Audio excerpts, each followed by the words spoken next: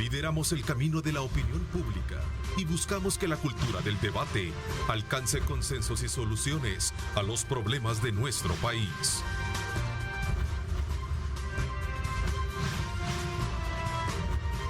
Diálogo con Ernesto López, edición especial. ¿Qué tal? Buenos días, El Salvador, ¿cómo están? Qué placer enorme, como siempre, saludarles, llegar al día viernes, por varias razones. Una, porque concluimos prácticamente la semana de actividades. Dos, le damos la más cordial bienvenida a nuestra edición especial de Diálogo con Ernesto López, con este servidor, en la que hacemos el abordaje pertinente de los temas de país que nos conllevan, desde luego, a partir de los diferentes puntos de vista que expresan nuestros panelistas, a construir nuestra propia lectura de los hechos que les rodean.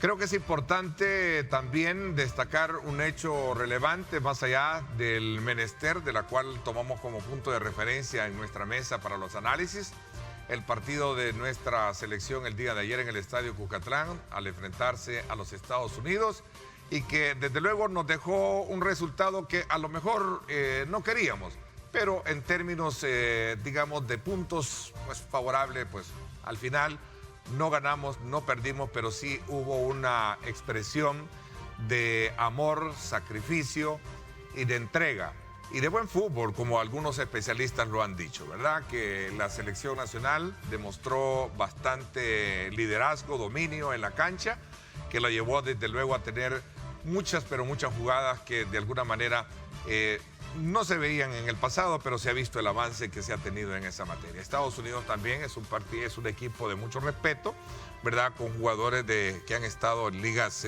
mayores. Así es que, pues vaya, para los muchachos, nuestra felicitación. Hay que seguir, porque falta mucho camino que recorrer. ¿No es así, amigos de mesa? Julio. Bueno, yo tuve la oportunidad, primero buenos días a todos, saludo a los televidentes, tuve la oportunidad de estar en el estadio, vi ese estadio como con razón viene afectado la garganta. Sí, salimos casi a las 11 de la noche, ¿verdad? Tenemos que reconocer ese apoyo de la afición, pero también hay que decirlo, sin ninguna protección a la hora de salir. ¿De verdad? Sí. Es increíble, es decir, el estadio rebalsó, Ernesto, total, pero creo que el mensaje... No andaba mascarilla, era obligatorio. No, pues sí, pero... Al final ya a la entrada, todos los protocolos. Y todos vacunados, porque entiendo que no entró nadie que no estuviese... No, pedían la cartilla de vacunación, pero mira, independientemente de esto, creo que ahí quedó demostrado cómo abrazar una causa. Creo que el tema de la selecta... Ahí había de todos los colores y sabores. Sí. Va una felicitación a los muchachos, a su preparador técnico y a la noble afición que es la que siempre está presente en esto. Al salvadoreño, ¿verdad? Que siempre está presente a pesar de todo, ¿verdad? Don Ronald no lo veo convencido. No lo ve hincha. No, ¿cómo no? Lo que pasa es que yo hubiera querido que ganáramos, hombre, pero felicito a la selecta, realmente. Todos hubiéramos querido eso, sí, obviamente. Qué buen partido, de verdad, sí. Se ve el cambio, ¿verdad? El entrenador, al fin, un entrenador santaneco, por cierto. Saludes a nuestro entrenador, ¿verdad? No era migueleño, pero no, es santaneco. Se ve la calidad. El portero es migueleño. Dice él, ¿no? O hubiese sido usuluteco también. El portero es migueleño. Pues sí. Pero nacido en Santana. Pero interesante, ¿no? La verdad que sí se le vio un juego diferente, un juego bastante... Claro, mucha calidad mucha calidad. Especialista en el área deportiva, pero sí se le vio, ¿no? Claro, sí, excelente. Excelente técnica. Y la ventaja es que ya nos deshicimos de los jugadores aquellos que nunca daban nada y siempre los ponían a jugar. Hoy ya veo jovencitos ahí de muy buena calidad y de mucho futuro. Al fin estamos viendo buen fútbol de nuevo. Pero hay que meter ahí el análisis antropológico en eso. La mayoría, digamos, o este cambio que hemos visto es precisamente por la diáspora, ¿no? Es decir, son jugadores formados en el extranjero, incluso el técnico, ¿verdad? Que son formados en la selección. Exactamente, son formados en el extranjero y eso nos dice... Cuando estaban dos hermanos jugando, uno en El Salvador, y otro con Estados Y Unidos. otro con Estados Unidos. Entonces, sí. eso nos dice el aporte que la diáspora ha dado digamos, a la Ha dado, selección nacional de fútbol. Entonces, y también nos dice la necesidad de una escuela de fútbol en el país, ¿verdad? Que no la tenemos, porque todos estos legionarios, incluyendo el técnico, se han formado en países que tienen escuelas deportivas. Entonces surge quizás eso, ¿verdad? Las escuelas deportivas, un bachillerato en fútbol, ¿verdad? Ok, interesante. ¿Y las mujeres qué piensan al respecto? Vamos a irnos con Tania a ver qué nos dice del fútbol. Tania, ¿cómo estás? Buenos días. Hola, buenos días a todos. Bienvenido a Marvin de regreso ahí al set. Y saludos también a toda la audiencia. Bueno, yo creo que todos queríamos ganar, pero no siempre se puede, ¿verdad? Sí, definitivamente, porque creo que al final hay que respetar también a los Estados Unidos en esa materia. Ellos tienen... A ver un qué buen tal con equipo Honduras, también. ¿verdad? ¿Ah? A ver qué tal con Honduras, ¿verdad? Este domingo a las 5 de la tarde vamos a ver qué pasa con Honduras. Antes Honduras era un gran rival, me decía un amigo. No sé si todavía maneja ese calibre. Sí, tiene lo propio. Ese calibre de juego. Bueno, Pero antes Siempre era- fueron buenos, siempre el fueron próximo- buenos. Juegos de CONCACAF, el tema de próximo- Honduras, El Salvador era el más bestia. Sí, era lo mejor que en la había. guerra del fútbol, ¿verdad? Pero la cuestión es de que... Así se le dejó de llamar, Claro, pero esa claro, es la gran mentira. No, la pero gran falacia. para animar el estadio está bien la guerra del fútbol. No, ¿verdad? no hablemos de guerra. No, pues bueno, la Mancha Brava. Pues, Dejemos afuera el término de guerra. la Guerra Mancha ya no- Brava, pues, contra la Mancha Brava. Así es. Bueno, señores, así es que desde ya felicidades. Vamos entonces a lo que venimos. Entremos al fútbol salvadoreño, pues, de la política. Esta semana, sin duda alguna, ha sido de mucho impacto, de mucha reacción, la decisión de la Asamblea Legislativa de establecer reformas en el sistema de la carrera judicial, así como también de la ley orgánica de la Fiscalía General de la República, en la que, entre otros aspectos, pues, deja afuera a funcionarios judiciales que cumplen 60 años, y por supuesto también otros aspectos que todavía no están desde luego siendo aprobados por el gremio de jueces, al grado de que han sentado su postura. El día de ayer tuve la oportunidad de estar con dos de ellos y ven que detrás de todo esto lo que buscan es, según ellos, es apartar a los jueces independientes para colocar jueces afines al Ejecutivo. Tania, voy contigo, a ver qué piensas, qué es lo que ha pasado. ¿Cómo ves esta situación y cuál es tu lectura de lo que está pasando? Bueno, yo creo que lo podemos ver desde diferentes ópticas. Primero que nada, decir que hizo falta que tocaran al resto de jueces para que se pronunciaran si son de la opinión que lo que pasó el 1 de mayo fue un golpe de Estado. Porque la misma sala nos dio ese ejemplo y nos mostró algo que siempre hemos dicho. Hasta que no nos tocan a nosotros, no vemos por el respeto verdadero y legítimo, auténtico respeto de los derechos fundamentales y de la defensa de los intereses de los más vulnerables. ¿Qué pasó? ¿Cuánto tiempo pasamos nosotros clamando por pronunciamientos oficiosos de la Sala Constitucional en temas que eran evidentemente inconstitucionales? Pero no, nunca lo hicieron. Hicieron todo lo contrario. Pero cuando se les tocó a ellos, se dio por primera vez en El Salvador un pronunciamiento oficioso. Todos recordamos aquel mandato, no recuerdo el nombre que le dieron, de inconstitucionalidad número 1, y número 1 histórico le hubieran escrito además, porque nunca existió uno hasta que los interesados eran ellos. Entonces, es lo mismo que ha pasado y yo no pretendo faltarle el respeto a ningún juez por ninguna razón, pero pienso que para ser juez, como dice el licenciado Valdivieso, hay que tener el carácter y hay que estar preparados para perder lo que muchos salvadoreños han conocido siempre como el huesito, ¿verdad?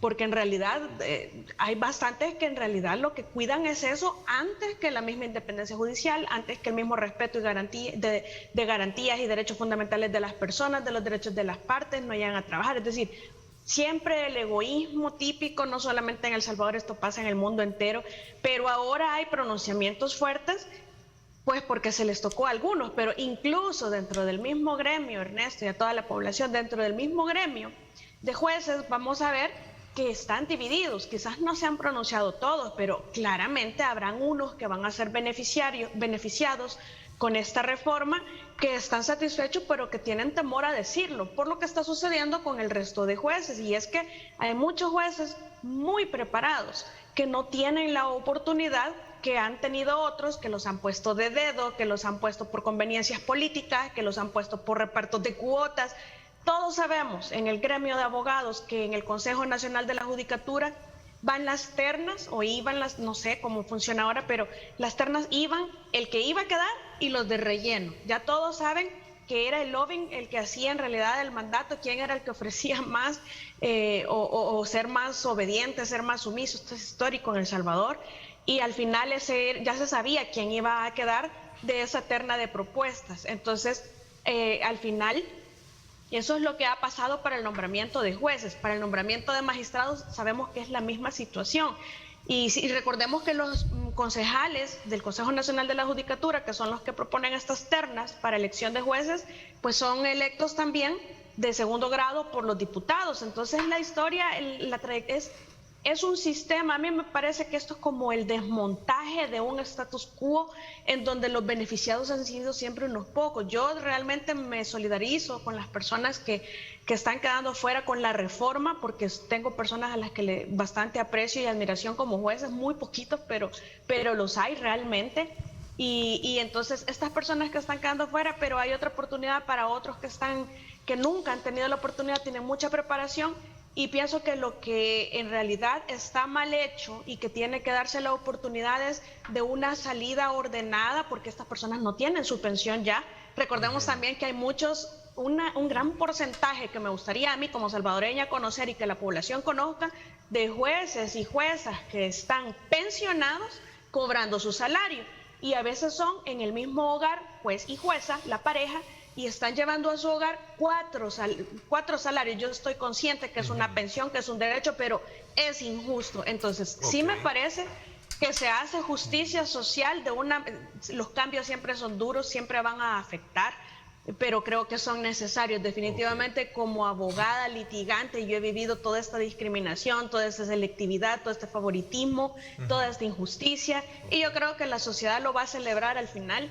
Y solo me parece que sí hay que atender a estas personas que van a salir con esta reforma, cuál va a ser su proceso, porque tampoco los van a tirar como si fueran cualquier cosa. Tienen derechos. Sí estás de acuerdo, pero sí estás de acuerdo en la depuración. Con esto cierro. No es depuración, un poco en el... Eso.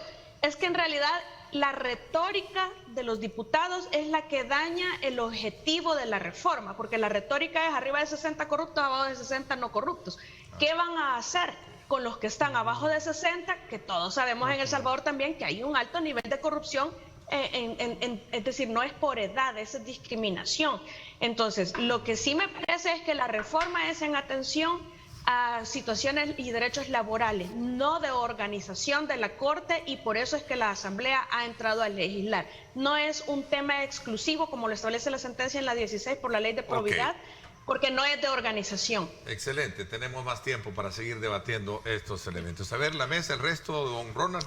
Don Julio, que es abogado, quizás. Exactamente. Están tirando la pelota a ustedes, ¿no? También. Y luego vamos con la lectura política de ustedes. Bueno, Tania ha hecho una introducción. Yo quiero decirle, comparto, es una deuda histórica que el país ha tenido. En este programa hemos señalado la corrupción que ha habido al interior del sistema.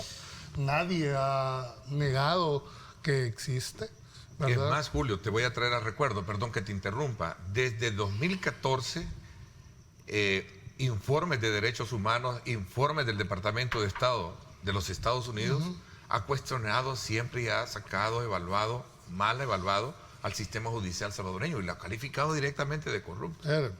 Pero yo nunca compartí que fuera todo el sistema, porque entonces no habría razón entonces quitarlos a todos. De acuerdo. Si ese fuese la idea, había que quitar a todos, pues con la misma razón, la misma disposición. No, yo creo que nadie niega, fue demanda de nosotros los abogados, en este programa lo habíamos dicho, de resoluciones express, que la pronta y eficaz cumplida justicia aquí nos se ha dado. Es más, aquí hay jueces que para resolver una admisión, no solo en lo penal, porque hay un error de enfoque de creer que solo en materia penal ha habido corrupción. Vayan a los jueces de lo civil, mercantil, y también se van a dar cuenta la cantidad de calvario que pasa a la gente. Hay jueces que se dan el lujo de decir, no recibo, ponen un rótulo afuera de los tribunales. ¿Van a creer ustedes que eso va a ser?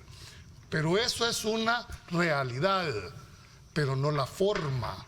Y como muy bien lo planteó la licenciada Tania, La reforma pudo haber tenido esa intención, pero la retórica que se ha manejado, que simplemente por haber llegado a los 60 años, todos son corruptos y van para afuera. Miren, primero, eso no es cierto. Hay gente de 60 años muy correcta en el órgano judicial, como lo hay también abajo de 60, pero igualmente hay gente de menor de 60 que están corruptos, igual como los otros. Creo que el tema era haber ejemplarizado caso por caso. Y aquí quiero entrar yo a la deuda histórica. Este problema se hubiera podido resolver si ante las Cortes Supremas de Justicia hubieran jugado el rol de aplicar la ley de la carrera judicial para sancionar y depurar a aquellos malos jueces, ¿verdad? Pero ¿por qué ahora vienen a decir de que no se dio en aquel momento? ¿A dónde estuvieron todas las cortes pasadas? No podemos hablar de esta porque va entrando hoy una parte. Pero ¿quién era el llamado a ejemplarizar y a separar a aquellos malos jueces? La Corte Suprema de Justicia. ¿Por qué no se hizo? ¿Por qué no lo hicieron?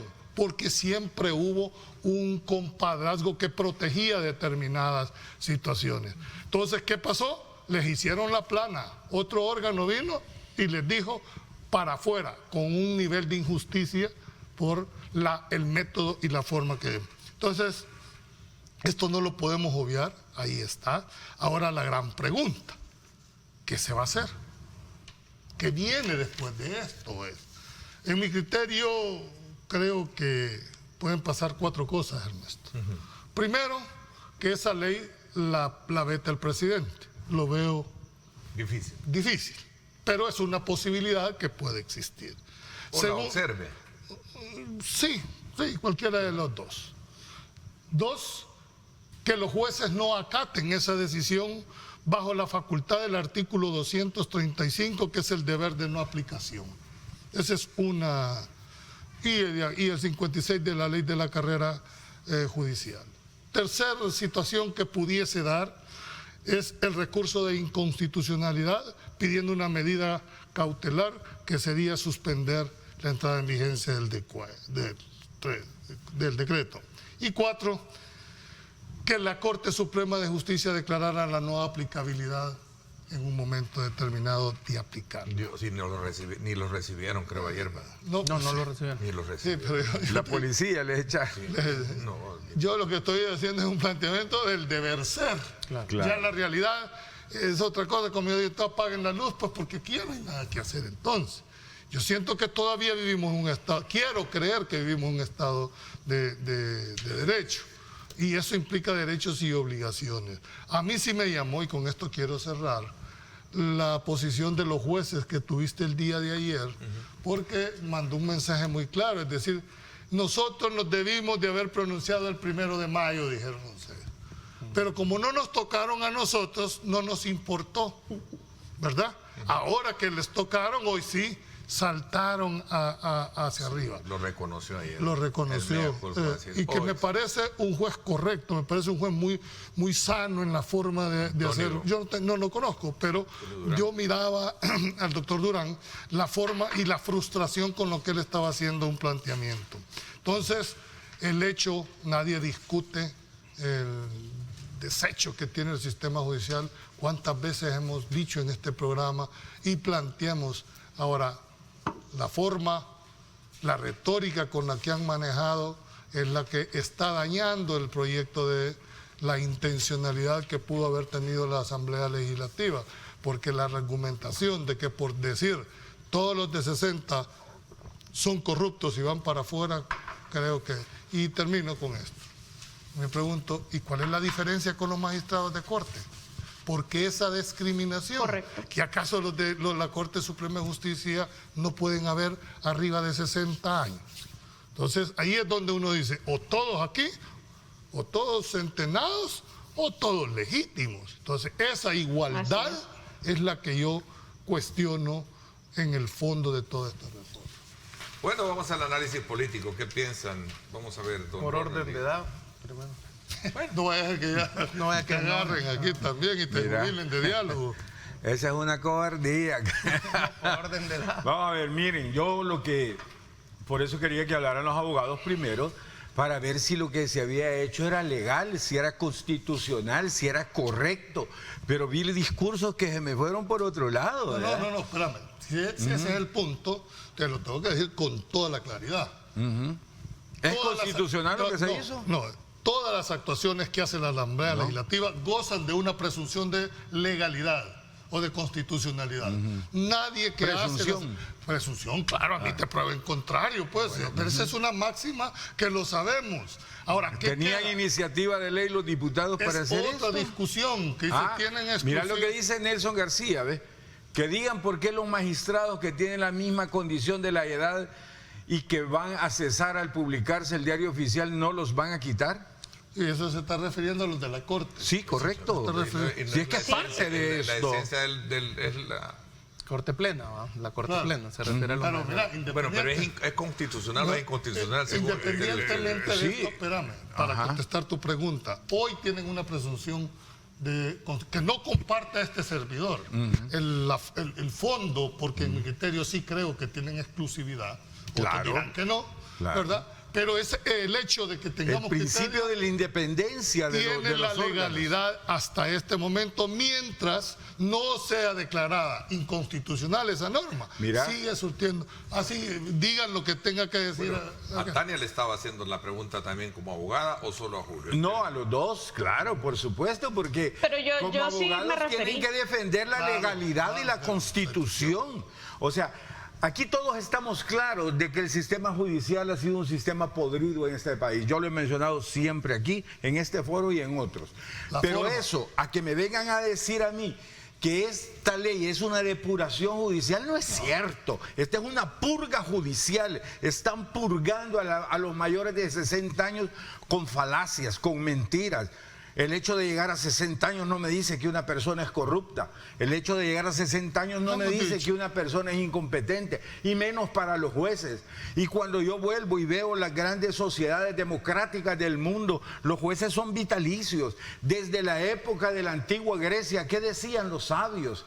Que para llegar a ser juez o para llegar a ser mandatario tendría que tener más de 50 años para que se tuviera la sabiduría, la cordura de poder manejar una nación o un juzgado. Hoy, la templanza. Hoy estamos aquí al revés.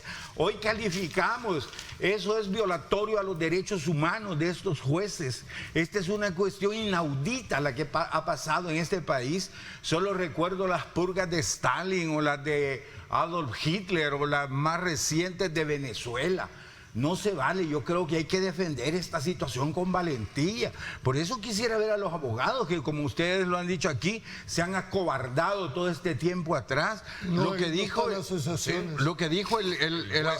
juez Antonio Durán, muy cierto. Y recuerdo lo que pasaba en Alemania de Hitler, cuando un día alguien dijo, miren, yo me siento culpable porque un día vinieron a buscar los nazis a los sindicalistas y como yo no era sindicalista no los apoyé, se los llevaron presos y los mataron. Un día vinieron a buscar a los judíos y como yo no era judío no los apoyé, se los llevaron y los mataron. Después vinieron a buscar a los demócratas cristianos y como yo no era demócrata cristiano, dejé que se los llevaran y los mataran. Antonio Durán dijo, es una gran lección la que nos está dando ahora. El problema, dijo, que hoy vienen por mí y ya no hay nadie que me defienda a mí. Es lo que dijo el juez Durán. Eso pasó en la Alemania de los nazis. Miren, hay que tener valor. Los abogados tienen una obligación ética, moral. El hecho de que este país les haya dado el privilegio de ser abogados, hoy tienen que devolverle a esta sociedad el hecho de que ellos pudieron ser abogados. Hoy tienen que defender la legalidad. Esta ley no es una depuración, esta ley es una purga política y lo que quieren son los cargos para meter a todos sus jueces y tener genuflexo el otro órgano de Estado. Esto es asesinato a la democracia de este país. Tania, por alusión. Bueno, yo me referí al artículo 186, de hecho, que se refiere también al 133, ordinal tercero, o inciso tercero, no recuerdo exactamente, que establece la exclusividad en realidad para el funcionamiento, la organización, que es lo que también ratifica la sala en la jurisprudencia. Pero esto es un tema de derechos laborales. Si es que ahora lo vemos así porque están saliendo muchas personas de golpe que me parece que están saliendo de una manera incorrecta, que tuvieron que haber dado un periodo de adecuación en el que se les asegurara y se les garantizaran sus derechos laborales. No es solo porque se les va a indemnizar, tienen derecho a por lo menos intentar obtener su pensión antes de dejar de percibir un salario. Yo lo veo más desde el enfoque de temas laborales y de derechos laborales que desde porque lo han querido enfocar como si se trata de la organización de la Corte y que ahí solo hay exclusividad, como lo dice la Sala, como lo dice la misma Constitución, de la Corte Suprema de Justicia. Pero este es un tema de derechos laborales. Lo que me parece mal, reitero, es el asunto de la retórica con la que se ha tratado de defender el objetivo y la finalidad de esta reforma, porque está completamente errada. Todos los diputados han salido a defender que es una depuración judicial y en ese sentido, aunque no se esté diciendo, mire, arriba de 60 son corruptos, abajo de 60 no lo son, eso es lo que claramente hemos entendido todos cuando dicen estamos depurando el órgano judicial, que es lento, ineficiente y corrupto, y que la Corte no hace nada, la sección de investigación profesional es dominada y dirigida directamente por los magistrados a quienes son investigados. Me consta porque yo ya lo hice y ya lo viví, y los mismos magistrados interfieren, los magistrados de salas. Entonces, al final, ¿cuándo le iban a dar la satisfacción a la ciudadanía de hacer un intento de depuración? Yo no quiero decir que con esto se está depurando todo, porque hace falta ver qué pasa abajo de 60. Hay arriba de 60 que están pagando justos por pecadores, y es que el sistema, el órgano judicial, está completamente cooptado por la corrupción porque ha sido un sistema instalado. Entonces lo que está cambiando es el sistema, porque hay otros actores, el día de mañana van a haber otros, y lo van a probablemente cambiar también. No me parece que se esté vulnerando el tema de la organización y la exclusividad, porque esto es un asunto de derechos laborales más que de organización. Vamos a ver, Marvin. Solo quiero querés acotar algo. porque fue un emplazamiento muy claro. Nadie discute que no hay corrupción y que se deseaba que se viera. Pero la forma de cómo lo ha hecho, usted lo sí, no lo es que esto no es depuración, hombre, es purga. Pero ¿cuál fue la retórica que usó? Eso fue lo peor todavía. Decir que estaban depurando el sistema judicial, y el único requisito que era la depuración es por tener 60 años. Sí. Entonces, no se puede no es depuración, aunque todos estamos conscientes de lo que es el órgano judicial. Esa es otra cosa. Entonces, contestando puntualmente tu pregunta, la forma, el método no se comparte. No se comparte. Pero además te dije las 4 acciones. Así como yo vi ayer a los jueces, les voy a hacer la pregunta: ¿van a acatar ustedes esa decisión? Porque ustedes tienen una facultad y la saben perfectamente, tienen control difuso sobre la Constitución. Pero además, ese artículo tiene el deber de no aplicación cuando un funcionario. Los jueces tienen control difuso, pero cuando un funcionario cree que la resolución es eminentemente inconstitucional, ¿qué juraron cumplir ustedes, señores? La Constitución.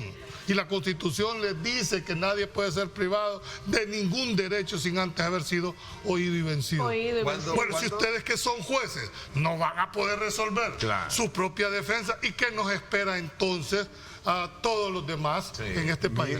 Y el hecho que hayan dejado fuera a la sala, a la Corte en pleno, si la más grande corrupción de este sistema ha estado allí enquistada, si la millonaria corrupción ha estado allí, no, pero eso los dejo afuera. ¿Por qué? Porque eso ya los puse yo. Hoy quiero controlar a los otros y para eso quiero purgar. Por eso quiero terminar en esto, y lo acabo de decir. Imagínense cómo se siente toda la población, sobre todo los que decimos que estamos en el ámbito jurídico. Si ustedes, que son los que imparten esa pronta, entre comillas, eficaz, cumplida justicia, no han podido, o no son, dijéramos, no tienen la valentía de defendernos, ¿y nosotros? ¿Y la ciudadanía? ¿Se lo están diciendo a los jueces? A los jueces, no, es que se va directamente a los jueces. ¿Tú los ves con miedo?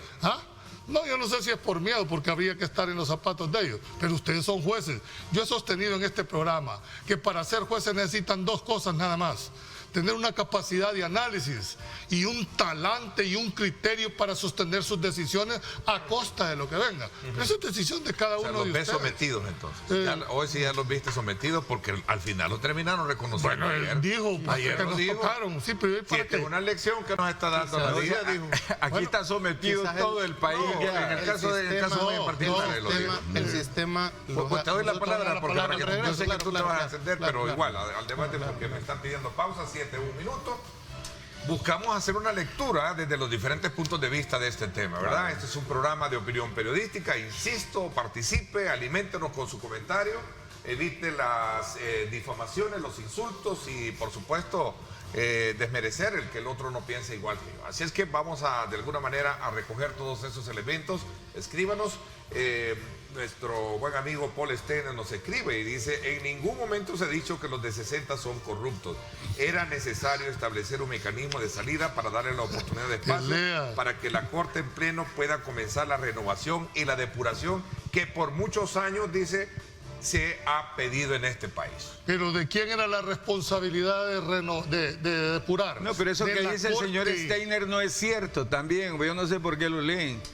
Porque tiene derecho, porque este es un programa de Bueno, opinión. pero que diga la verdad al menos. No, pues sí, pero es que la verdad es absoluta, porque cualquiera puede cuestionar No, es que la sí verdad de dijeron uno. que eran corruptos los de Cualquiera puede 60 cuestionar años. la verdad de él, el planteamiento de Sí él. y el dijeron suyo. que eran corruptos los de 60 años. Ese fue el discurso. No, magnífico. Entonces, pero bueno. El decreto no lo dice, hay que ser, el decreto no dice eso, pero la retórica y el Esa fue. fundamento que han Esa hecho fue, los él está diputados. dando la respuesta. Es que el problema Esa es que fue. ese ha sido lo que Es ha que sido el eso han fundamento. dicho. Si no es lo que he dicho yo, lo han dicho Lo dijeron ellos. ellos, no nosotros.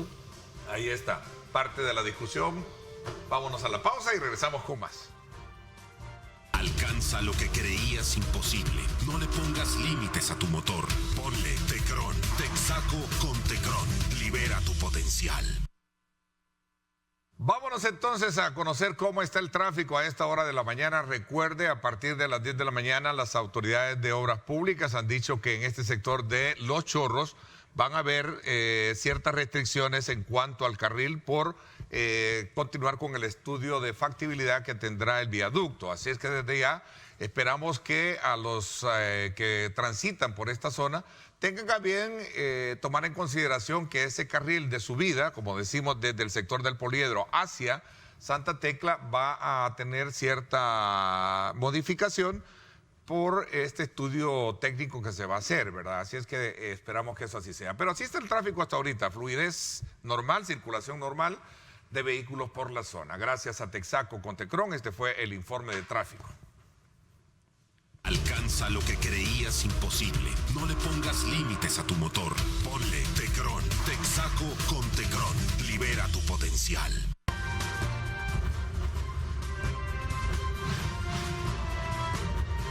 Diálogo con Ernesto López, edición especial. Bueno, gracias nuevamente por estar con nosotros. Este es un programa de opinión periodística en la que concurren, recuerden, personas que tienen sus puntos de vista y sus propios elementos de juicio para externar su opinión. Cada quien es responsable de ello. Calificar o dentar que dice la verdad o no, pues ese ya es una parte de la, digamos, de la evaluación que cada uno de ustedes puede hacer. Pero este es un programa abierto de opinión periodística para poder fomentar la formación de criterios y pensamientos críticos.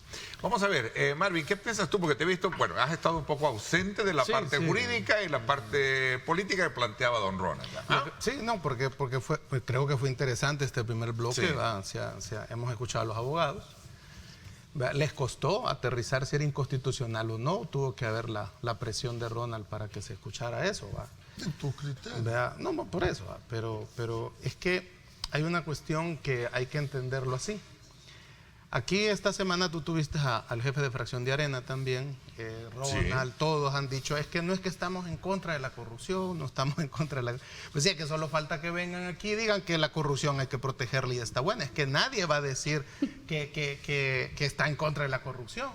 El punto es, y que hay que preguntarse, tú lo sondeabas un poco, era ¿por qué nunca se ha autodepurado el órgano judicial? ¿Verdad? ¿Por qué nunca lo ha hecho? ¿Verdad? Muchos dicen, sí, se ha hecho, hay una oficina, ¿cómo se llama? La oficina de investigación judicial, profesional, que sí lo hace, ¿verdad? Pero no han habido casos ejemplarizantes. Y sí hay de alguna manera toda una percepción en la población, que eso también es importante a la hora digamos, del análisis jurídico. Hay un análisis en la población de que el órgano judicial, el sistema judicial, que nosotros lo entendemos como dos formas, el sistema es lo que es corrupto. El órgano judicial es lo que está compuesto por las personas. Las personas cuando llegan ahí, ¿verdad?, son las que, digamos, se anquilosan en el sistema y se benefician, lo hacen. Unos llegan a tratar de ir contra el sistema, generalmente les va mal. Entonces son lo que nosotros llamamos, hay buenos jueces, hay malos jueces, ¿verdad? Entonces, y por los malos jueces van a pagar los buenos jueces. Entonces, ¿cómo debe de hacerse?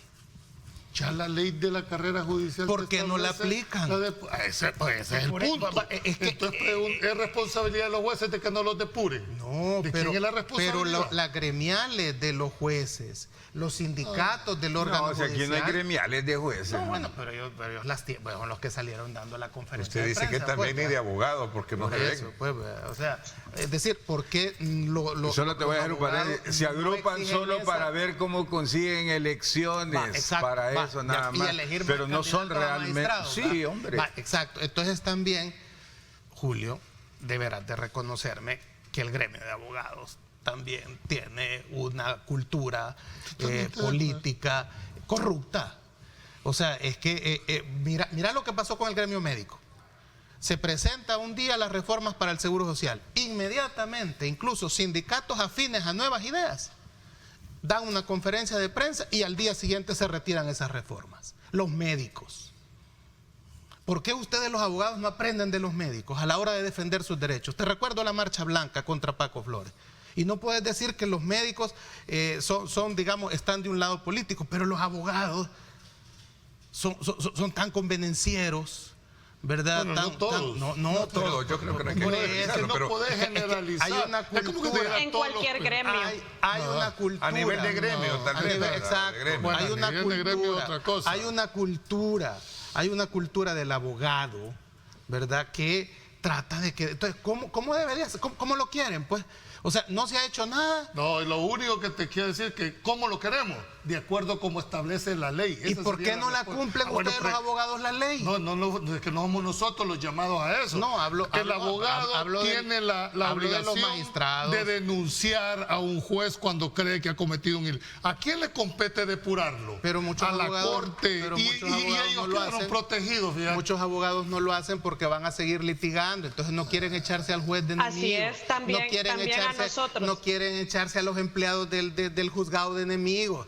O sea, es que hay una cultura en el ambiente de los abogados. Porque nosotros hemos tenido la valentía de denunciar en este programa y donde hemos podido. No, de acuerdo. Con los costos que eso pero te significa. ha traído costos. Claro, te ha traído por supuesto costos. que trae. Claro, pero entonces vendrá otro abogado que dice, bueno, yo no soy como Julio. Julio podrá echarse esos costos, pero yo no. Entonces yo me pongo genuflexo. ¿Qué ha dicho los Estados Unidos? Yo he visto como 8 informes del Departamento de Estado. Incluso en la lista Engel hay 2 mencionados precisamente por corromper el órgano judicial. 2 de los mencionados en la lista Engel es precisamente por corromper magistrados. ¿Y qué es lo que ha dicho el Departamento de Estado? Durante esos 8 informes ha dicho que el sistema judicial es parcial, es corrupto y es un retardante para aplicar la pronta y cumplida justicia a los salvadoreños. Y pareciera ser que esos informes, fíjate, los ha calcado, como que él mismo que viene y dice, o sea, no cambia. Entonces se los viene... Pero lee lo que puso la señora encargada de negocios, no solo... Por eso. ¿Pero qué dice? Pero es que hay una cuestión interesante en esto. Nos preocupa la reforma de la ley de la carrera y fiscalía. Fíjate que todo eso, y ya vamos a ir a esa parte, pero lo primero que hay que decir es, o sea, vamos, el órgano judicial es corrupto. Sí. Y me estoy refiriendo a la parte humana. El sistema judicial permite esa corrupción. Mucha gente... Algunos, claro, porque si fuera el sistema, entonces que vayan todos. Sí, es que el sistema es el que algunos. permite. El órgano son las personas. Yo hago una diferenciación entre las personas y el lugar. Pero no puedes decir todo el órgano judicial es corrupto. Julio Valdivieso, Además, te voy a decir una cuestión. A mí en mi casa me enseñaron que si vos no denuncias y te quedas callado y sos cómplice, también sos parte de la corrupción. Los buenos jueces deberían de unirse y denunciar la corrupción que hay adentro. Así como han hecho esa conferencia de prensa. ¿Por qué no se han manifestado así para combatir la corrupción? En la historia del país, Julio, siempre que hay que mover algo conservador, siempre fue con violencia. Siempre fue así como lo está haciendo la Asamblea. Estás dejando ahorita el 80 o 60% de los demás. Vamos a ver dentro de un año si es cierto. Porque mira, las cifras que Ernesto se las preguntaba a los jueces que tuvo aquí, que nadie las había dado y que hasta hoy aparecen ya algunas cifras, que son las que nos van a decir si es cierto que hay una purga, ¿verdad? Claro, si esto es una purga. Hay aproximadamente 600, hay como 640 jueces aproximadamente. Ese dato exacto lo debe tener Recursos Humanos de la Corte, ¿va? Pero aquí vamos a dar cifras aproximadas. ¿Cuántos tendrán 60 años? ¿Cuántos? Casi el 40%. Entonces va a quedar todavía un 60% de el órgano judicial con la misma gente que está. La misma gente corrupta, porque vos estás hablando del sistema. Exactamente, va a quedar la misma gente que está. Y a esto, y se cambia, vamos a usar esta terminología, ¿verdad?, del fútbol, ya que la hablábamos al principio. Y si se cambia el técnico, mejoran los futbolistas. Es que también los empleados, o sea, ojo, los empleados. O sea, hay muchos jueces que ya no hacen ellos la resolución, las hace el resolutor. ¿Verdad? Tiene mucho que ver la secretaria, ¿verdad? Mira, todo el personal. aquí hay un comentario que me parece que hay que sumarlo también por elementos de justicia. Nos escribe don Carlos Vela desde Estados Unidos. Saludos a don Carlos, que también nos expone muchos puntos de vista también. Para que veamos que aquí caben solo quiero que antes de que leas el conferencia, es que las depuraciones judiciales deben ser en base a casos individuales por mérito. Mira, en todas partes del mundo la edad le va dando las canas, la sapiencia a los jueces. Aquí estamos en el mundo al revés. Los médicos también. Y a los médicos igual. Entonces debería de verse. A los profesores también. Igual, pero esta es la antesala. Lo que pasa es que una realidad que todos sabemos de corrupción, el remedio fue volarle la cabeza a todos. Ese es lo que amputar. Yo estoy en contra. El método, la forma, porque nadie va a negar ni... Pero así ha sido históricamente. Ese remedio es criminal. Aquí pregunta otro televidente. Y si no es hoy, ¿cuándo era entonces? Si no es hoy, ¿cuándo era? Que no es si es hoy, es la forma. Se lo voy a contestar. Si no es hoy, ¿es cuándo? Y esa es responsabilidad de los jueces. Esa es responsabilidad de la Corte, no del juez. La Corte debió haber, en más, si ustedes leen la ley orgánica judicial, les da un plazo máximo de 15 días para resolver las sanciones. Y les pregunto, ¿cuántos jueces han sido sancionados? Entonces no es problema de los jueces, es problema de que nunca ejercieron. Es un problema de la Corte y venís y matás a los jueces de 60 años. Es un problema de la cultura de los abogados. Don Carlos Vela dice, la evaluación de un juez no puede ser por grupo. Eso violenta los derechos individuales. Si el sistema es corrupto, hay que limpiarlo todo de acuerdo a una metodología con objetivos y procesos definidos. Confirma, muy interesante tu tesis. El problema no es de la ley, el problema es de aplicación. No hubo voluntad política en querer aplicar la ley orgánica de la carrera judicial. La situación en la que están el sistema judicial, el órgano judicial, es culpa de los mismos abogados. Ahora, vamos de los abogados, hombre. ¿Por qué los abogados decidimos quién se va? El gremio, pues. No, es del órgano, es de la Corte. Todos pero los abogados también interactúan. O sea, las federaciones de abogados, que bien decía Ronald, se unen para elegir candidatos a magistrados. ¿Por qué nunca se han manifestado contra la corrupción? Porque les da miedo, Julio. Les da miedo porque después ya no van a poder magistrados, porque ya no los va a recibir el magistrado, porque el juez se puede enojar, porque ¿qué querés decir con que son corruptos? Explicar, presentar pruebas, andar a la fiscalía. O sea, empezamos en ese debate que no nos lleva a ningún lado. Ahora, la otra parte, han cometido un error, porque incluso voceros, ¿no?, de nuevas ideas han cometido el error de decir que los mayores, dar a entender que los mayores de 60 años son corruptos. No lo dice, como bien decían ustedes, el decreto, pero que me disculpe mi amigo Paul Steiner, pero sí lo han dicho y lo han dado a entender. Y es lo que decía Tania, esa retórica daña el debate, pues, porque entonces ya hasta puede parecer pleito de jóvenes contra viejos, pues, que no ese es el punto. Biológicamente el ser humano llega a tener una... No, pero así se está poniendo, porque si los viejos son los corruptos, los jóvenes no, que los jóvenes son los más inteligentes que los viejos. Los más sabios. ¿Qué es lo que puede, pues lo que puede acarrearse? Que después van a seguir con el Estado, con las otras partes del gobierno, echando a todos los viejos. Sí, a todos los maestros de más de 60 años ya no van a trabajar. A los médicos, bueno, te pongo el ejemplo más clásico. Ahí me mandaron a mí en el Facebook que el señor vicepresidente de la República, el doctor Félix Ulloa, ya no puede ejercer porque tiene más de 60 años, por ejemplo. Ahora, es que se comete, o sea, hay una cosa que los diputados tienen que irse a leer y se llama semiótica. Es la ciencia que estudia los signos, la filología. Una palabra tiene un, tú lo sabes como abogado, una palabra tiene un significado. Es más, en la antigua Mesopotamia, para ignorar a alguien no le ponían nombre, porque cuando le ponías nombre existía.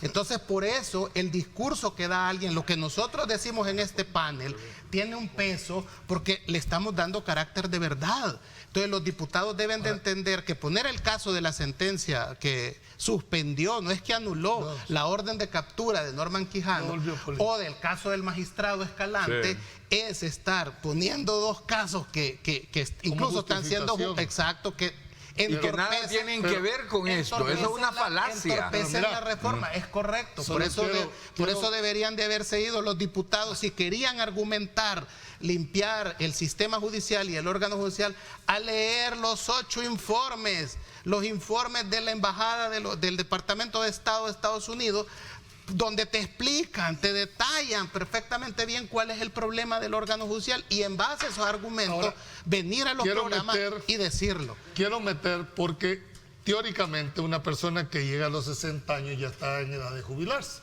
para los hombres y 55 la mujer. Pero en muchos casos no se jubilan porque las jubilaciones que les da son pensiones de hambre.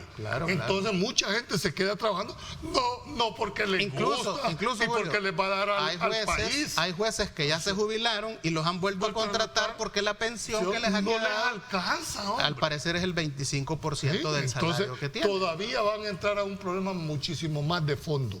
Ok, me voy a la pausa comercial. Bueno, de hecho, hablando de encuestas, hay una encuesta del Bitcoin donde la población se muestra de nuevo muy escéptica, muy en rechazo, ¿verdad? A la implementación, por lo menos en términos numéricos. La encuesta de la UCA, ¿verdad? Sí. Y también tenemos una encuesta que publica la prensa gráfica en la que el presidente de la República sale, como siempre, muy bien evaluado por la población. Voy a mostrarles a ustedes esta gráfica. Dice: el presidente de la República está a punto de cumplir 2 años y 3 meses en el cargo. ¿Usted aprueba o desaprueba el trabajo?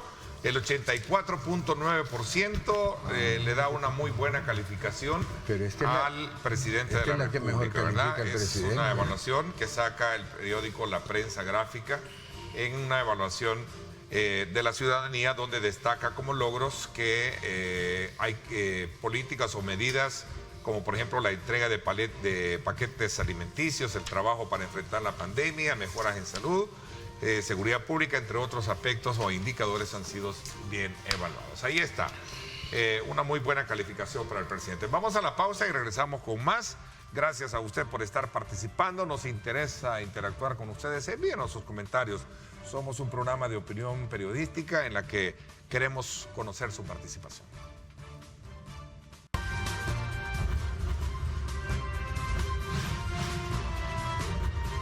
Diálogo con Ernesto López, edición especial.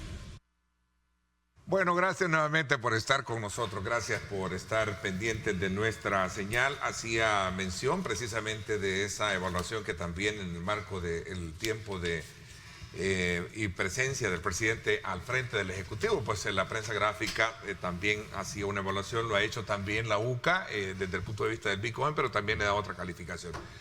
A ver, el tema del acuerdo de los puntos constitucionales, de la Comisión de Puntos Constitucionales, decías tú, sobre el tema de la retroactividad. Es otra, digamos, polémica que se ha generado en torno a este tema. Bueno, ponemos en contexto. Ayer creo que la Comisión de Legislación ya tiene dictamen. Eso no es decreto todavía, va a pasar al Pleno y va a ser el Pleno el que va a decidir si se aprueba o no se aprueba. Y esta es una discusión enorme en cuanto a la retroactividad de una ley, ¿verdad? Ya los dados están echados, creo que no hay mayor discusión, la van a aprobar tal y como va. Esto va a generar muchísimo controversia, ¿verdad? Porque hay unos que están a favor, otros estamos en contra en cuanto al tema, y estamos hablando desde el punto eminentemente procesal. Es decir, la ley es clara, la Constitución es clara, los casos de excepción de retroactividad de las leyes, ¿verdad? Y hoy están dando una reforma al Código Procesal Penal sobre el tema de la prescripción como forma de iniciar. Esperaríamos, ¿verdad?, la reacción. Pueden suceder varias cosas. Uno es que los jueces no la apliquen al momento de tener un caso, porque la ley, la Constitución les da el control difuso que tienen sobre la Constitución para un caso determinado. Ellos pueden declarar la inaplicabilidad de la ley, no la inconstitucionalidad. La declaran inaplicable porque ellos la consideran inconstitucional, ¿verdad? Y la tendrían que remitir entonces a la sala. O le meten el recurso de inconstitucionalidad, ¿verdad?, a la sala para que sea esta la que define sobre su procedencia o no. El artículo, creo que es el 32 del Código Procesal Penal, si no me equivoco, ¿verdad?, que lo declara la imprescriptible los delitos de corrupción. ¿Eso es correcto? Sí. Que se tenga como la imprescriptibilidad de los delitos que establece como los de corrupción, etcétera. Porque ya hay imprescriptibilidad para otro tipo de delitos, por ejemplo, aquellos considerados como de lesa humanidad. Eso no les aplica el tema de la prescripción. Entonces ahora incluyen una nueva disposición y entra entonces el mecanismo que la ley rige para el futuro y que no tiene efecto retroactivo, salvo en dos casos: el orden público y en materia penal, cuando la nueva ley es favorable al procesado. Entonces será interesante de ver, ya está claramente que la visión de la Asamblea Legislativa es que se decantan por el primer supuesto, ¿verdad? El otro es que es penal y que no puede, porque esta ley no es favorable en ningún momento al procesado. Ok, veamos qué piensa el resto, Tania. A mí, yo ahí en esta ocasión sí no coincido. A mí sí me parece que es posible. Me gustaría ver un auténtico debate en la comisión sobre este asunto de la retroactividad, porque no se está tocando la parte penal, en mi opinión. Es decir, los delitos que existían al momento de cometerse los hechos son los que se van a aplicar. No es que se esté aplicando la normativa penal actual hacia atrás. Los delitos que habían en aquel momento, cuando se vaya a juzgar, son los que se van a aplicar. Incluso las penas eran todavía más benevolentes que lo que son hoy. Estamos hablando de la retroactividad del ejercicio de la acción penal. Es un tema eminentemente procesal, en mi opinión. Lo que estamos hablando es la prescripción de iniciar un proceso en los juzgados, de judicializarlo. Eso es el ejercicio de la acción. Eso es lo que está prescribiendo y eso es lo que está cambiando la reforma, o eso es lo que cambiaría sustancialmente. No se está hablando de retroactividad en materia penal, sino procesal, porque lo que se está haciendo es, bueno, sí podemos iniciar hacia atrás procesos. El ejercicio de la acción penal no prescribe, que eso lo encontramos en el Código Procesal Penal, no en el penal, porque no estamos hablando de prescripción de la pena. Entonces, cuando hablamos que podemos perseguir delitos que se cometieron en un tiempo atrás, utilizando la ley que estaba vigente en ese momento, a mí me parece que lo que se está haciendo es saneando esa impunidad con la que vivimos, porque hay mucha gente que nos ha llegado a restregar en la cara en las comisiones, sí, ¿y qué? Ya lo hice, ya prescribió, y así muchos, y en el futuro es lo que va a pasar, es decir, van a estar prescribiendo y ya no les van a poder hacer nada porque no son retroactivos. Entonces, ¿qué es lo que sucede? Vamos a poder nosotros juzgar a personas. Lastimosamente, antes no había, por ejemplo, si ya nos vamos atrás del 99, no había delito de lavado de dinero. Los peculados antes eran unas multas, en el caso, es decir, vamos a encontrar muchas cosas que no nos van a satisfacer. Tampoco es que, por ejemplo, el fraude en el tema de los jesuitas, porque muchos decían, en el caso del diputado del PDC, que ya no sabemos dónde está, y que ahora se puede procesar porque ya no tiene fuero. No, si le prescribió, porque para cuando él empezó a ser diputado, Parker, entonces ya habían pasado como 9 años y eso prescribió rapidísimo. Dice, ya no se le puede procesar, por lo menos en El Salvador, tendrá que ser en España. Entonces, eso de la prescripción, del ejercicio de la acción penal, de poner en movimiento el órgano judicial para juzgar a alguien, eso es lo que se pretende generar retroactividad sobre ello, aplicando los delitos al momento de los hechos. Entonces, a mí me parece que una discusión sí es válida. Lo que sucede es que estamos en una coyuntura en donde todo lo que viene del Ejecutivo y del Legislativo es malo, es diabólico, es dictadura, no sirve, y a la viceversa. Es decir, todo lo que es de la oposición son los mismos de siempre, Tania, no sirven, no quieren limpiar, Tania, y ahí es una donde observación, pero eso que estás diciendo que me parece correcto, que habría que perseguir, digamos, vea lo que se ha hecho en el pasado, que ya no está entonces la ley de extinción de dominio para poder, digamos, la extinción de dominio, la corrupción. Que la extinción va contra la extinción de dominio va contra objetos, contra bienes, no contra personas. Es civil. Lo que sucede es que es una combinación entre civil y penal. Lo que pasa es que vamos a ver, esto de la retroactividad de la ley penal que beneficie al reo solamente se podrá aplicar en esas circunstancias. Es una institución internacional, o sea, lo encontrás en todo el mundo prácticamente. Claro. Entonces tendría que nosotros tener un Couture, ¿verdad? Un Hobbes, no sé, un gran filósofo del derecho para que nos explique por qué vamos a cambiar una institución que es universal, ¿verdad? Es que no se está cambiando. Bueno, en extinción de dominio no hablamos de retroactividad, es una ley y es civil, se entiende como algo civil. Porque yo creo que hay que recuperar lo robado, claro, por supuesto, pero ¿qué es lo que más le duele a un corrupto? Que le quites el dinero. ¿Qué es lo que más le duele? ¿Qué es lo que más le duele a un narcotraficante? Que le quites el dinero que ha logrado, que lo metas preso, fíjate bien, y que tenga el dinero en un paraíso fiscal y que cuando salga va a ir a disfrutar de esos millones que se llevó. Eso no le molesta pasar en la cárcel 10 años, vea lo que sea, pues. O sea, es decir, lo que pasa es que el tema da para mucho. Tania ha hecho un abordaje. El tema de la prescripción como forma, bueno, lo decimos los abogados, la prescripción opera como manera extintiva o adquisitiva. En este caso, el que quiere aprovecharse de la prescripción lo hace por vía de excepción. Es una figura universalmente aceptada, el lapso del tiempo, porque si no, no hay seguridad jurídica. Estoy hablando eminentemente procesal. ¿Para quién? La Constitución no habla cuando te dice materia penal, no te dice si es materia sustantiva o procedimental, no lo dice. Esa es una interpretación que se está haciendo. Por eso hablo que quienes van a aplicar esa normativa son los que les va a tocar hacer toda esta valoración, si riñe o no, y declaren la inaplicabilidad o la Pero confirma. Es que precisamente eso que está diciendo Elic Valdivia es la seguridad jurídica. Es que ¿qué es lo que está protegiéndose con esta situación como está ahora? La seguridad jurídica de los que presuntamente delinquen, no la seguridad de todos los ciudadanos a los que nos han robado nuestros impuestos, porque eso es en realidad lo que está pasando. Se está legalizando conductas criminales por el pasar del tiempo. Vamos a ver, o sea, de lo que yo puedo entender, gracias a Dios no soy abogado, es que nadie puede ser perfecto. Sí, no, sí, Dios me libró de eso. No, mire, obviamente el hecho de que no prescriban los delitos de corrupción y todo eso es correcto. Si lo que no es correcto es la retroactividad esa, lo explicaba muy bien Nelson García en un debate que tuvimos, decía que era violatorio a los derechos humanos, que era inconstitucional y que cuando ya habían prescrito las cosas no se podían estar haciendo las leyes para atrás, ¿me entiende? Eso es un principio universal del derecho.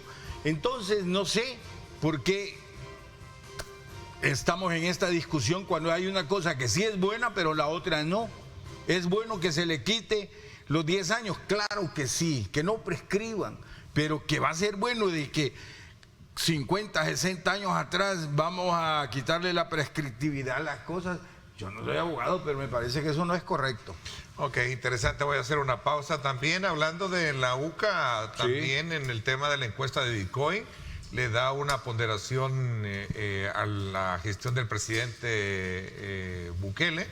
El más reciente sondeo, dice el Yudop, realizado en agosto, la población salvadoreña otorga una nota de 7.6, aunque hay variables, ¿verdad? En cuanto a la evaluación que ha tenido en los últimos... Bueno, según la UCA, históricamente esta es la nota más baja que tiene el presidente de la República. Aún siendo 7.6. Ah, no, por supuesto, pero lo estamos comparando luego, con el mismo. Claro, luego 7 de cada 10 salvadoreños creen que los diputados deben de derogar la ley Bitcoin. Sí. Es parte también de las generalidades del estudio que hizo. Así es que interesante. Bueno, hay cosas bien importantes que hay que ver en esa encuesta. Entonces a la pausa y regresamos con más. Gracias por estar con nosotros.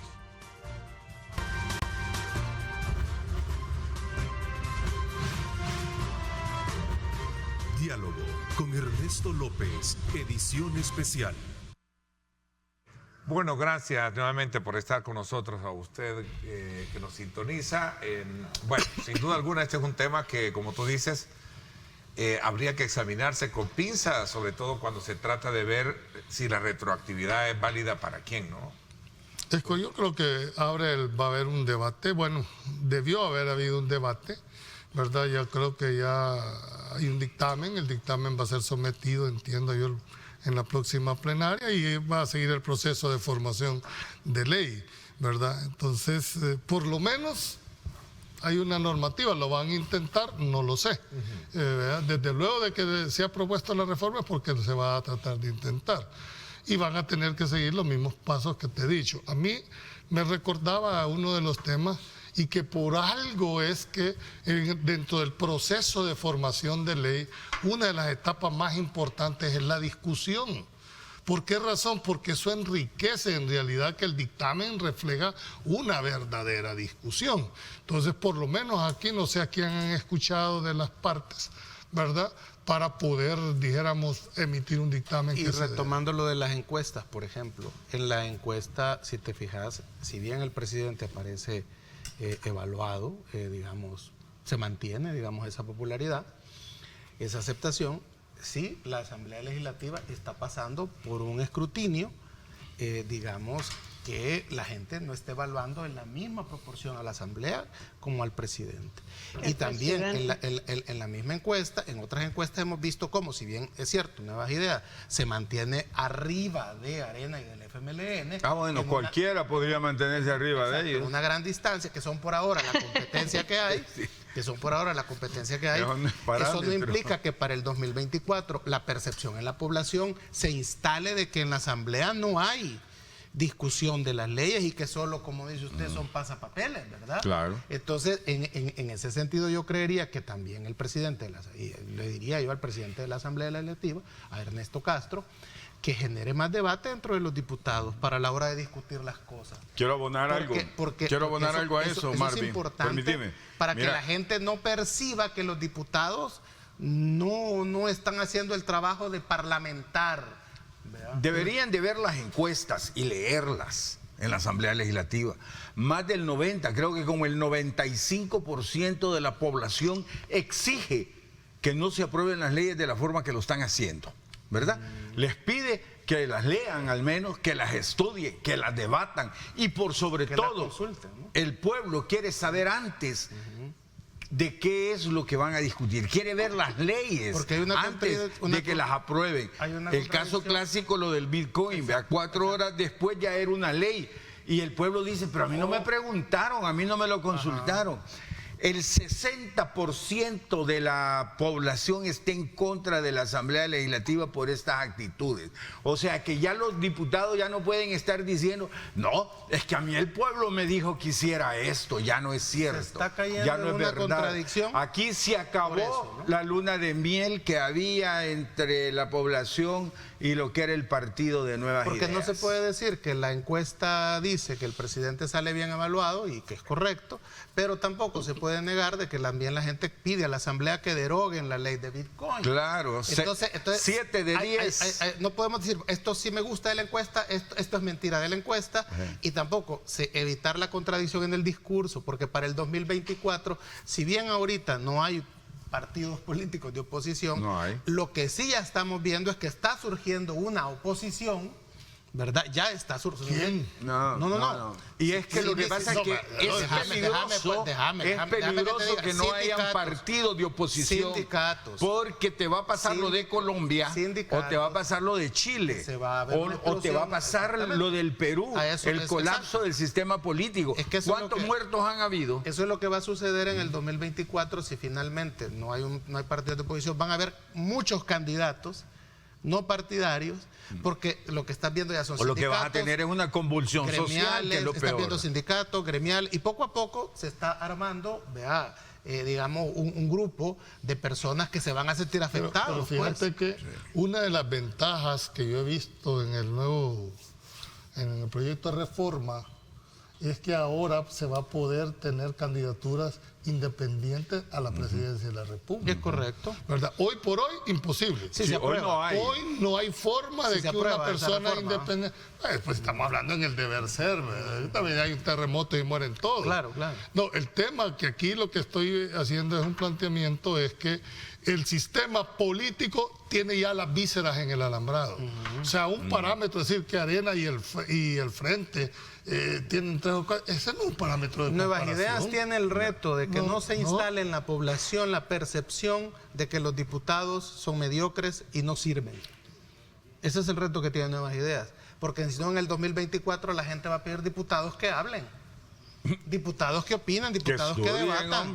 Pero también los alcaldes, Marvin, también los alcaldes. Hay bastantes quejas que han llegado a subirse los salarios, casi la generalidad de alcaldes. En una crisis como la que tenemos ahora, no solo de la pandemia, sino que del FODE, de ingresos, de liquidez, y ellos llegaron a ver cómo se subían los salarios, y están de todos los colores, y como la mayoría es de Nuevas Ideas, entonces también hay que trasladar esto hacia las alcaldías. Y en cuanto a los diputados, yo creo que desde antes lo veníamos diciendo todos en este panel, el tema de la dispensa de trámites. Y la dispensa de trámites es la excepción, no la regla general. Y si quieren hacerlo a la inversa, tienen que cambiar la jurisprudencia en la sala, tienen que cambiar el reglamento interior de la Asamblea Legislativa, que todavía estamos esperando nosotros esa modificación del reglamento. No se trata de que porque tienen mayoría le van a pasar por arriba el reglamento. Tienen los números, entonces ¿por qué no reforman el reglamento? ¿Por qué no reforman las leyes en lugar de estar creando procedimientos que no están reglados en algunos temas, sino que hay que cambiar las leyes o hay que eliminar las que son obsoletas y crear nuevas, hay que reformarlas, etcétera? Pero como están hablando también de la encuesta, solamente quiero llamar la atención a un punto. Y es que me parece que el resultado de todas las encuestas desde Camarasal y todas las encuestas en relación al Bitcoin, a mí me parece que hay una condición que se repite. Hay una situación que se repite en el resultado y es la negación. Es decir, el presidente se está jugando todo en esta situación del Bitcoin. O es un fracaso absoluto y Nuevas Ideas va para abajo con él incluido, o todo lo contrario. Pero quiero llamar la atención en el aspecto que dicen 7 de cada 10 salvadoreños tienen una idea imprecisa de lo que es el Bitcoin, y 2 de cada 10 salvadoreños declaran abiertamente no saber qué es el Bitcoin. Esto se viene repitiendo desde los resultados de aquellas encuestas de Camarasal y todas las que siguieron. Es decir, la gente está en una negación absoluta por ignorancia, por desconocimiento y por temor. Los humanos naturalmente preferimos estar en lo que conocimos. Bien dicen que lo viejo por conocido es mejor que lo nuevo por conocer. Entonces, ese desconocimiento, esa ignorancia que tenemos sobre el tema, esa falta de educación, que me parece que quizás hace falta campañas en este aspecto, es lo que me parece que está vinculado directamente al resultado de negación del Bitcoin. Es completamente el desconocimiento y aquella creencia, la bipolaridad no la bipolaridad, sino que esa separación de ideas absolutistas que tenemos de extremos, o sirve si es del presidente o no sirve si es del presidente. Es decir, eso es lo que está afectando, pero en mi opinión yo creo que va a valer la pena las encuestas que se hagan después de 3 meses de la implementación del Bitcoin. La normativa me parece adecuada, quizás hace falta todavía en el camino mejorar la ley de lavado de dinero, es una deuda que tenemos con el GAFIC, pero en términos generales sí me parece que la normativa del Banco Central de Reserva está muy buena, está muy bien elaborada. Hablábamos de la NRP 08, se retoma. Es decir, tenemos un aspecto normativo bastante fuerte en donde incluso se invita a las empresas, no se invita, se les está obligando a que inviertan en softwares para monitoreos en tiempo real, permanentes y constantes de sus clientes. Es decir, hay buen abordaje. Lo que sucede es que hay tremenda ignorancia sobre el tema por parte de toda la población y sobre todo desconfianza a lo nuevo. Yo sé que es decir, hay divisiones de los economistas a favor y en contra. Yo creo que habrá que esperar los resultados de la implementación, cómo la gente lo va a tomar. Si la gente lo va a entender rápido, yo creo que va a ser bastante drástico el cambio en los resultados de las encuestas en relación al Bitcoin con la población.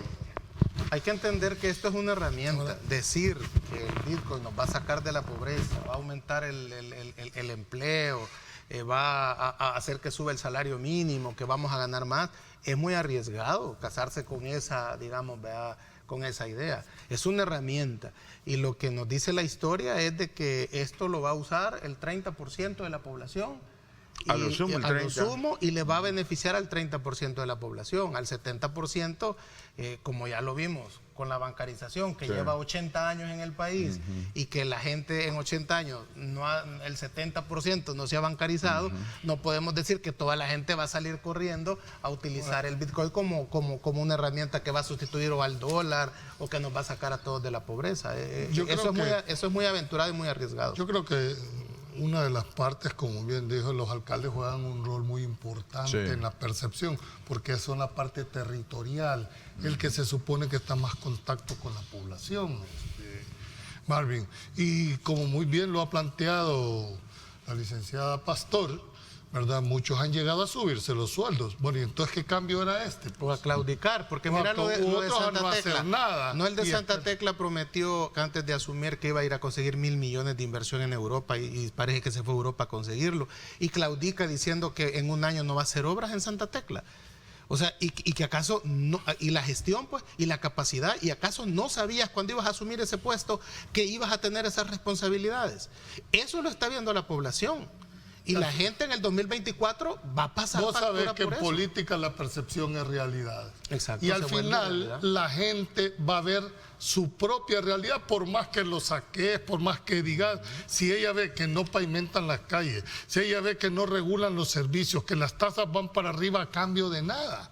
Creo que están siendo sujetos a una, porque aquí había una injusticia. La Asamblea Legislativa, con todo y todo, es el órgano más escrutado, dijéramos políticamente hablando. Sí, el que está en la mira permanente, pero tenés vos el tema de los alcaldes que va a haber que ir uno por uno haciendo. Y quiero abonar algo a eso. Le doy la palabra cuando regresemos. Solo corto, miren, lo que Tania dice es cierto. Llegaron y se subieron el salario el 1 de mayo, todos. De todos los colores, perdón. Y hoy que no alcanza el dinero para pagarse el salario, están despidiendo a los empleados para que alcance el pisto para pagarse el salario de ellos y de los concejales. Y eso no es justo. Voy a la pausa y regresamos. Gracias por estar con nosotros.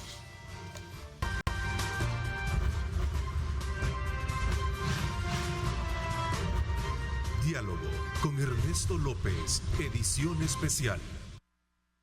Gracias nuevamente por estar con nosotros a esta hora. Vamos a ir concluyendo con relación a todos los temas que hemos colocado sobre la mesa y que desde luego tienen sus diferentes puntos de vista, o mejor dicho, sus argumentaciones planteadas por nuestros panelistas. Bueno, cerramos un poco con esto de este tema. Marvin, no sé, tú querías comentar para cerrar el ciclo del tema era Ronald que se había quedado con la cosa de los salarios y eso era realmente. Okay, no, yo mencionaba lo de los alcaldes porque lo que Tania mencionaba tiene toda la razón. Hoy están despidiendo a los empleados, a la gente más humilde de las alcaldías, porque no alcanza el pisto para pagarse la subida de las dietas que hicieron. Pero anda a pedir información a ver si te la dan. No, porque hay 7 años te van a decir. Aquí como todo se oculta, este es el gobierno del oscurantismo en los 2 siglos de este país. O hay que hacer periodismo de misterio. No, lo que pasa es que yo he tratado de pedir alguna información en unas alcaldías y no han resuelto. Y queremos saber cuál ha sido las dietas que tienen, cuáles son los salarios de los empleados que tienen. Bueno, ganan más que el presidente de la República, muchos alcaldes. No puede Miren, en ser, algo tan simple, Ronald.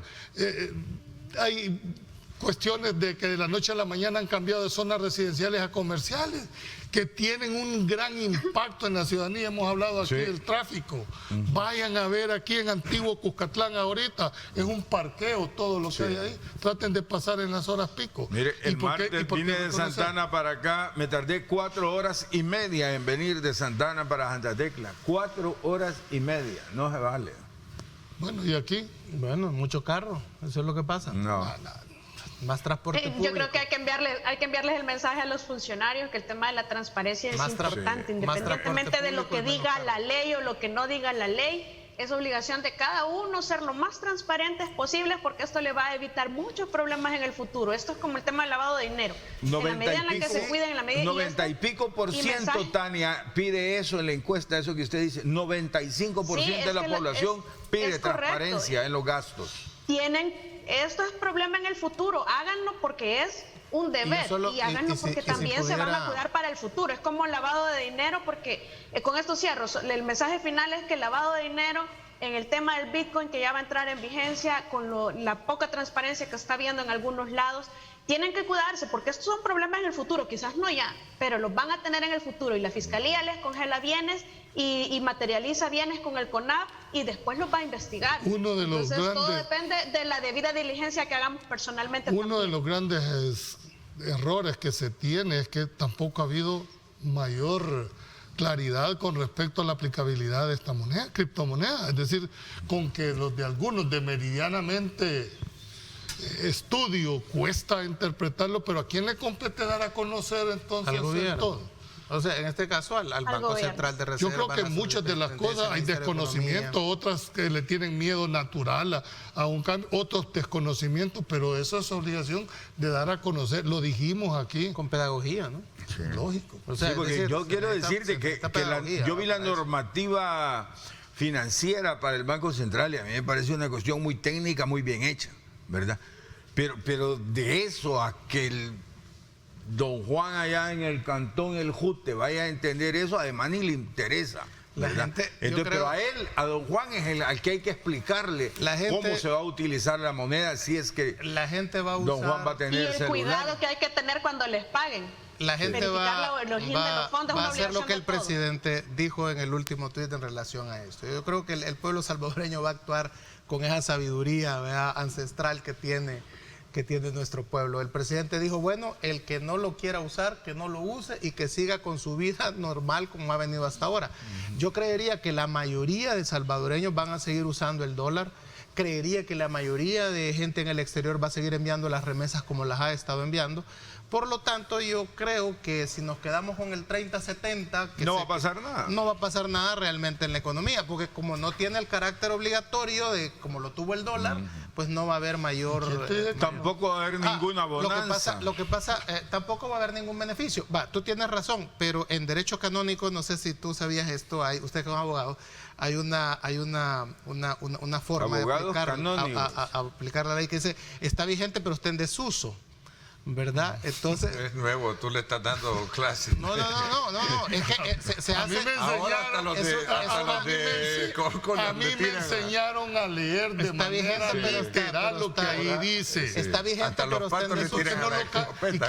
Eso se explicó con el Tribunal de la Santa Inquisición. Tú sabes que todavía sigue, pero está vigente, pero está en desuso. Ok, a manera de humor a todos aquellos cuando jefes. El sentido de la ley es claro, no hay que interpretarlo. Lean el artículo 19 del Código Civil. Tania, lo podés recibir, pero no lo podés aceptar. Tania, tu reflexión, 10 segundos. Dios. Debida diligencia, definitivamente no acepten dinero en efectivo ni fondos que no conozcan que no se puedan asegurar de su lícita procedencia. Eso los va a salvar de 1 millón de problemas en el futuro, se los puedo asegurar. Consejo jurídico. Bueno, muchísimas gracias. Sí. A manera de humor, hay que comprender si no llegan a trabajar muchos salvadoreños hoy, ¿verdad? Por la celebración del programa del día. Yo pensé porque tenían 60 años. Así me estaba diciendo alguien ahí. Mire, fíjese que muchos no han venido a trabajar. Y para futuros eventos así, ojalá y haya más organización para la salida. Yo creo que eso es fuente de COVID si no se tienen los cuidados debidos. Interesante. Bueno, gracias Tania, gracias a don Ronald, gracias Marvin, gracias Julio. Cabe destacar y resaltar la responsabilidad de la emisión de cada uno de sus criterios, bajo la responsabilidad de ustedes, pero también bajo la responsabilidad de nosotros de poderle ofertar a usted los diferentes puntos de vista con relación a los temas que gravitan en el país. Gracias por mi parte, esto es todo por hoy, pásenla bien y como siempre recuerden lo más importante, amar a Dios sobre todas las cosas. Lideramos el camino de la opinión pública y buscamos que la cultura del debate alcance consensos y soluciones a los problemas de nuestro país.